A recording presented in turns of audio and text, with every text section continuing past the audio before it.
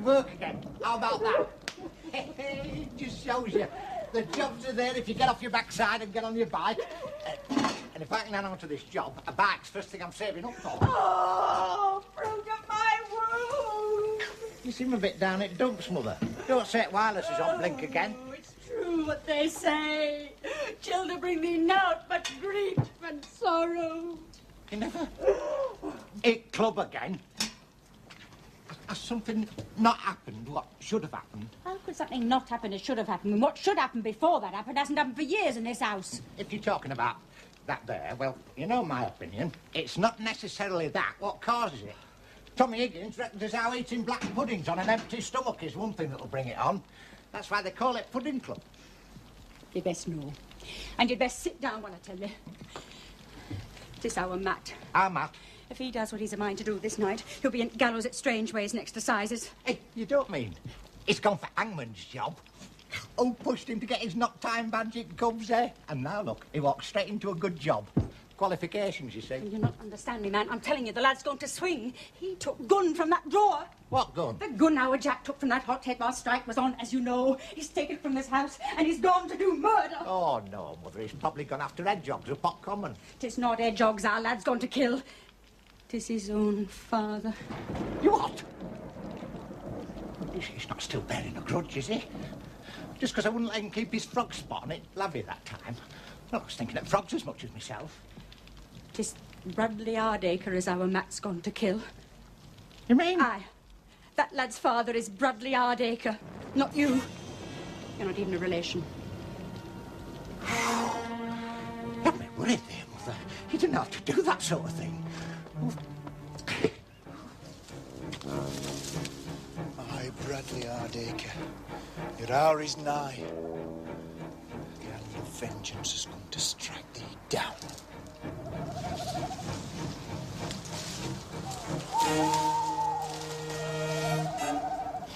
Sodding bluebirds. Give you away every time.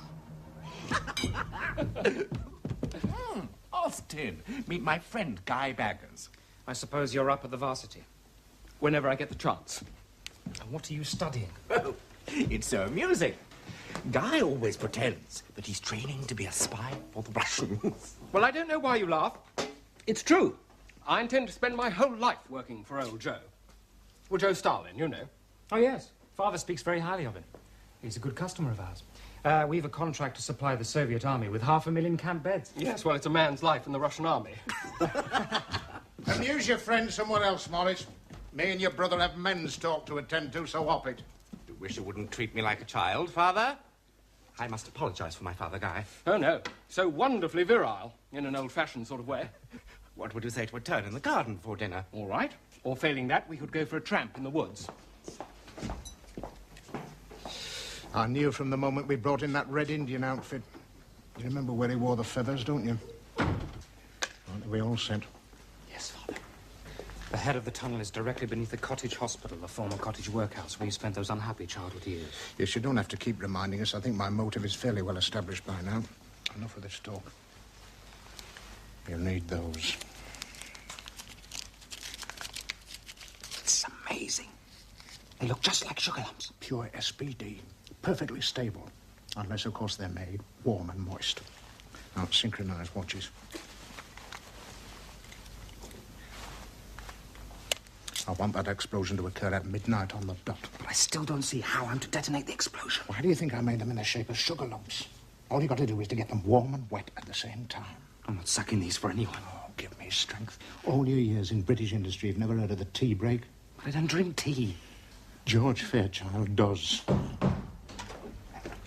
Excuse me, Mr. Hardacre. George, just the very man. We were just talking about you. Now, you're still all right for that night shift this evening, aren't you? Oh, yes, Mr. Hardacre. Very glad of the overtime. Come on, Agnes. Mr. Hardacre walked by you. Why, Agnes, what brings you here? I did, Mr. Hardacre. Now then, Mother, tell Mr. Hardacre just what you told me. I'll tell you. Our Matt is looking for you now with a gun to kill you. Is he now? And why would the lad do that? No! Do you know, George? Well, Mr. Hardacre, he's at that difficult age, isn't he? He's got it into his head, one road or another, how you're his father. The chickens are coming home to roost, Father? I blame myself in a way, because I've never really put him right about birds and bees. I don't know if you've had a frank talk with your young man here, but it's one of those things you're always meaning to get around to, isn't it? By the way, though, Mr. Hardacre, as one man at world to another, there's one or two bits of theory that I don't understand myself. George, are you going to stand here prattling all night? Thank you, Mr. Hardacre. You've certainly put my mind at rest. I'll show you out, George. Come on, Mother. Is it true? Is the lad mine? He is. And if you want to know when it happened, Refresh my memory. Utterly Cemetery, Chapel of Rest, gala opening, after picnic. Why did you never let on? You took and ruined me. I swore you'd never take and ruin him. You robbed me of what was rightly mine. I could have made something of that lad. You've made him want to kill you. You see, just one of the common herd. And your old Agnes. Thanks for the warning. It's his life I care for, not yours. I don't want him to be the one to swing for you. Time we were up, Father. Here's your hat and coat. Just for tonight, Austin, I'll wear your hat and coat. You can wear mine. Why, Father? Well, you're keen enough to step into my shoes, Austin. Don't ask daft questions when you get a chance at the hat and coat. And as a special treat, you can sit in front with the driver instead of me.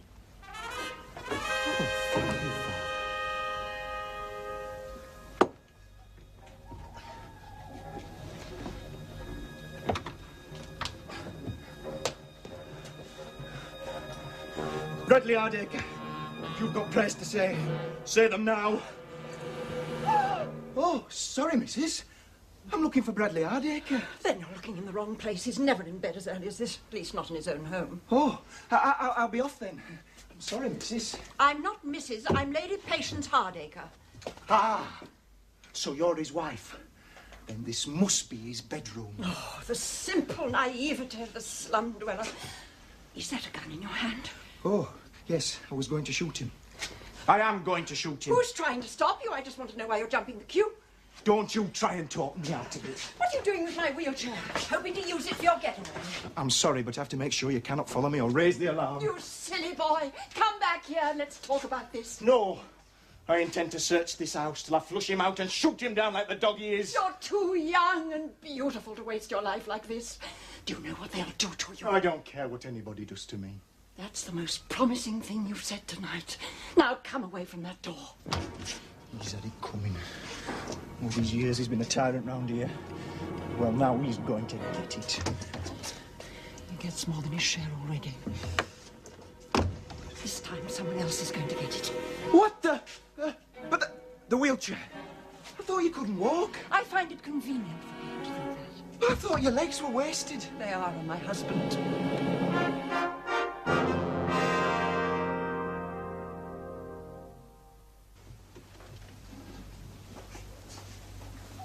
Here, drink this. What is it? Medicine. It'll make you feel more cheerful.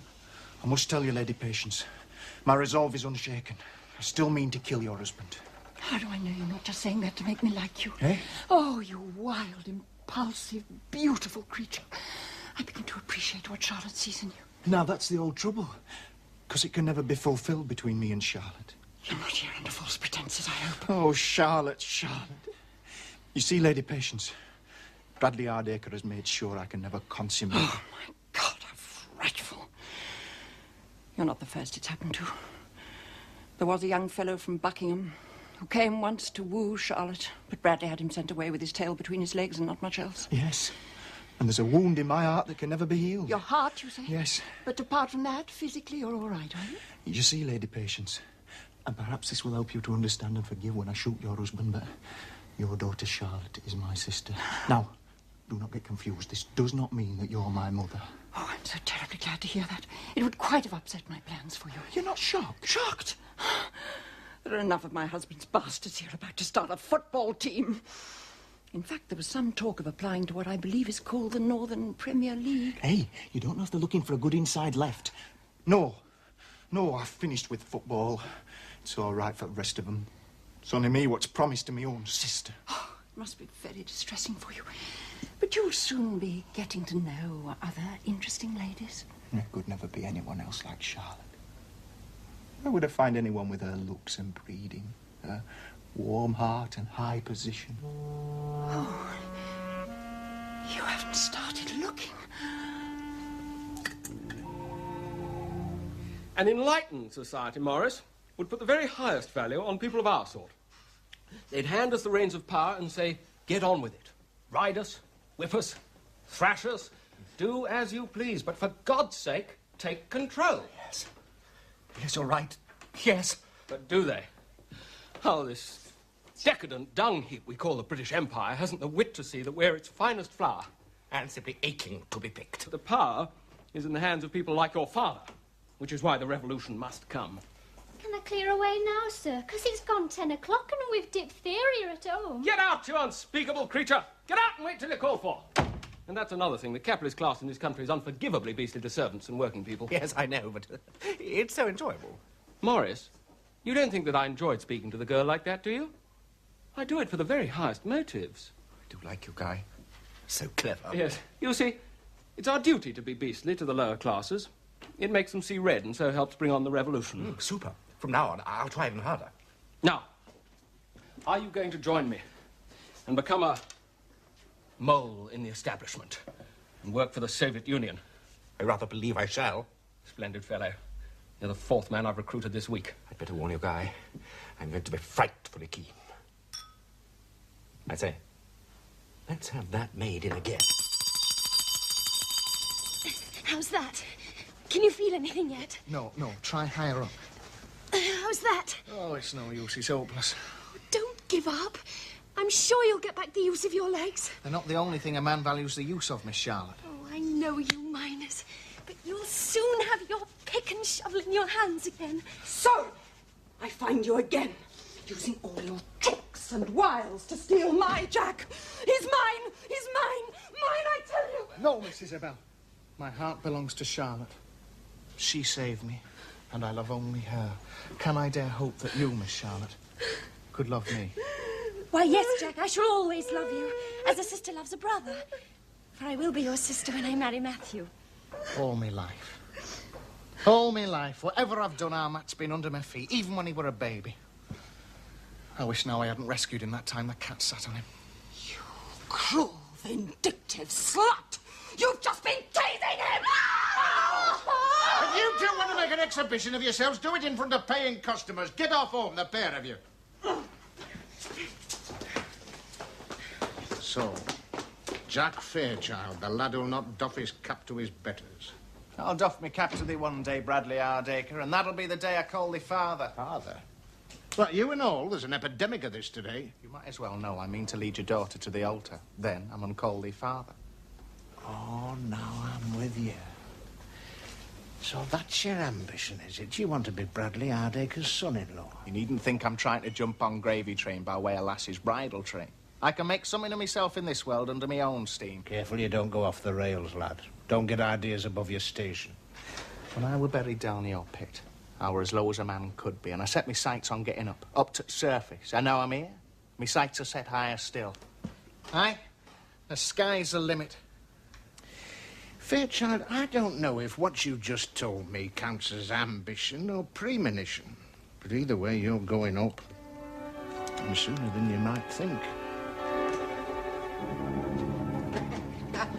I've never heard of a night watchman down a coal mine before. Oh, Hardacre and Son have always been innovators, George. Now, this is your pitch, and you're not to move from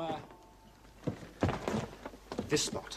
By the way, Mr. Austin, what exactly are we watching out for? You are just watching, George. We'll go into the technicalities once you've got the hang of the job.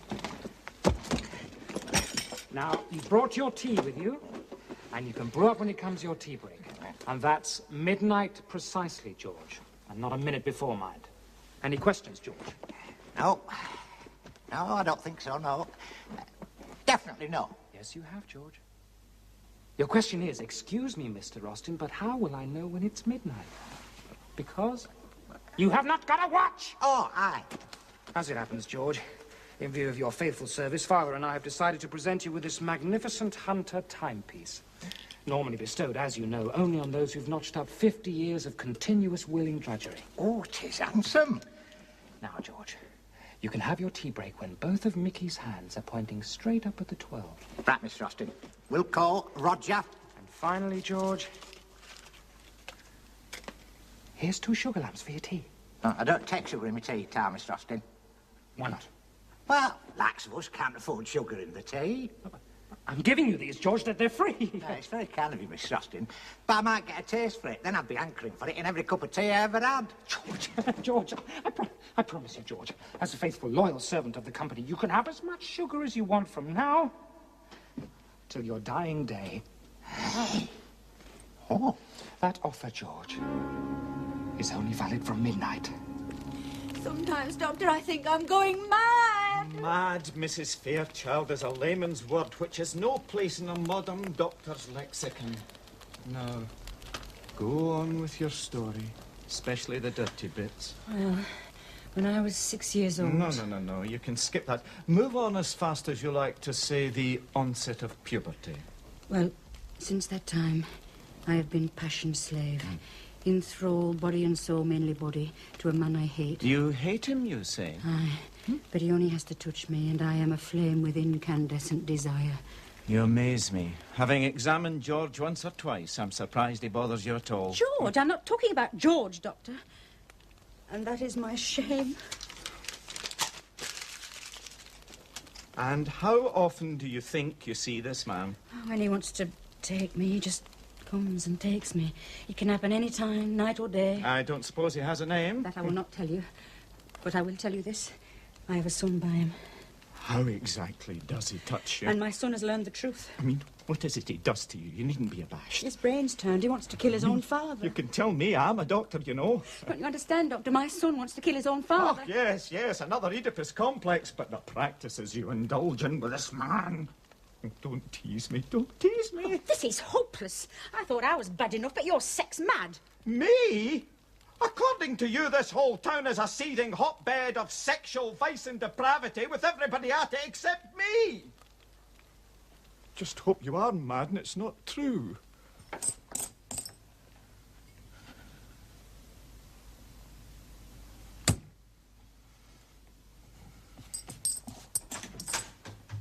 Is everything set? Yes, Father. George Fairchild is in position directly beneath the cottage hospital.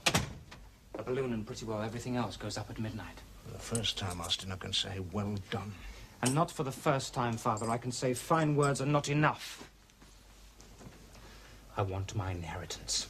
And for this night's work, I want it now. Now. If you had it now, what would you do with it? I'd diversify into leisure activities. I happen to have an opportunity to buy my own football club. Players, ground, everything. Lock, stock, and barrel. Yes. Accrington Stanley. And for a mere $500,000. Austin, lad, it's just the glamour that attracts you. You see yourself swaggering round Accrington with a beauty queen on either arm, being seen in all the premier night spots. All right, Father, I've been doing my best to keep the velvet glove on. But now I must show you the iron fist. That sounds uncommonly like a threat. Call it what you will, Father. You're in it up to your neck. I know enough to see you swing for this night's work. After which, may I remind you, you will be a mass murderer. Oh, come, Austin, come. George Fairchild and their Jack, you can't hardly call that mass murder. I mean, George has been dead from the neck up for years, and that lad's half dead from the waist down. By my reckoning, that adds up at best to a man and a quarter. You're wriggling on the hook, Father. If I go to the police... Yes, Austin, you know... if you go to the police. Who brought George Fairchild to the mine? Who gave him the SBD? Whose fingerprints are on the Mickey Mouse watch? If anyone's to be measured for a length of hemp, it's you, Austin. 15.5 colour, ain't it? Like I said, you're not ready. The Hardacre Empire's like a mighty orchestra. It needs a conductor with the baton firmly in his grasp, a man who knows the score. So it's no good making overtures to me, Austin. Because, to be blunt, you're no more than an instrument. Blunt, eh? Instrument, am I? Yes, Austin. As far as I'm concerned, the only way you'll get your hands on this business is over my dead body. That is the usual way, Father. What the...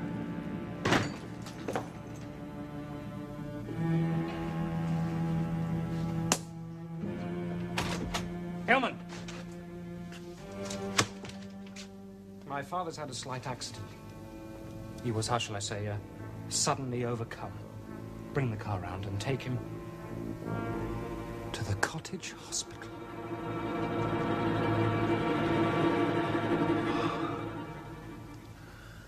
I tell you this, could deal a terrible blow to Sailor Gooseberry Bushes, could this? Does everybody know about it? I'm afraid so. In an ideal world, it would be restricted to the upper classes. Oh, I think it is round here, because we were never told about it at school. So, life is worth living after all, is it, young man?